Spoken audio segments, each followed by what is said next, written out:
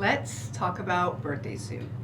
It's a super pretty, creamy hollow jelly that I made back in 2017, and it's been a best-selling product ever since. I remember wanting to make the perfect nude for this beach thing we were planning for summer, and I was super excited because we just got in this new white pigment paste because our old white pigment paste, we couldn't use a lot of it or else it would start to settle and give that ugly bottle syndrome look. I don't know if you know what that is, but it's when the colors will separate in the bottle and you have to like shake it up each time before using it. I wasn't a fan of that, so I would always have to kind of keep that in mind when designing, and that would prevent me from making a lot of cool polishes. I remember just being in my lab and being in the zone and just mixing stuff up and feeling good about it, loving the color, loving the application, and feeling like, oh man, this is it. This is gonna be a seller, you know. And then when it was time for me to go, you know, to my office and rewrite my formula, I'd be like, ugh, I went over on the white. Like, forget it. I can't use it, you know. And it would be so frustrating and disappointing.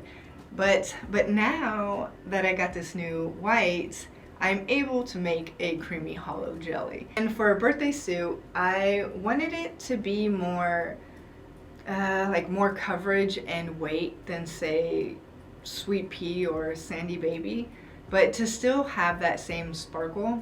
Once I knew what color I wanted and what colorants I was going to use, this new white pigment, it was now time to think about the hollow, and that's actually super important. So with hollow, if I were to use too much, it can sort of gray down a polish and make it a little muddy. Paper Route actually is a really good example. It's paper gray, right? It's a gray color. But actually, it is a white polish with hollow. So that just shows how much hollow plays a role in color. If I were to use too little, I wouldn't get that same sparkly effect I was going for. And for this specific polish, the color would be too bright because hollow also kind of helps neutralize a color too. So I guess say I had my Goldilocks moment where it wasn't too much or too little, but just right.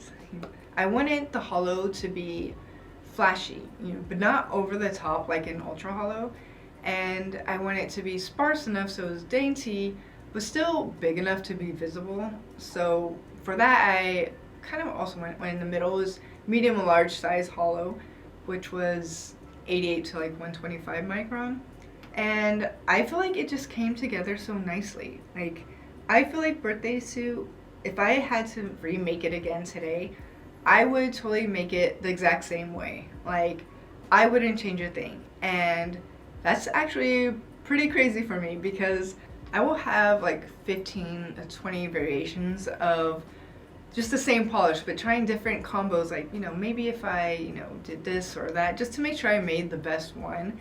And I feel like with birthday suit, it was the best one. And it's really cool to know that almost, I think 8 years now, it's still a best-selling polish. So that's awesome, right? But I hope that you enjoyed learning more about birthday suit. And what polish should we talk about next?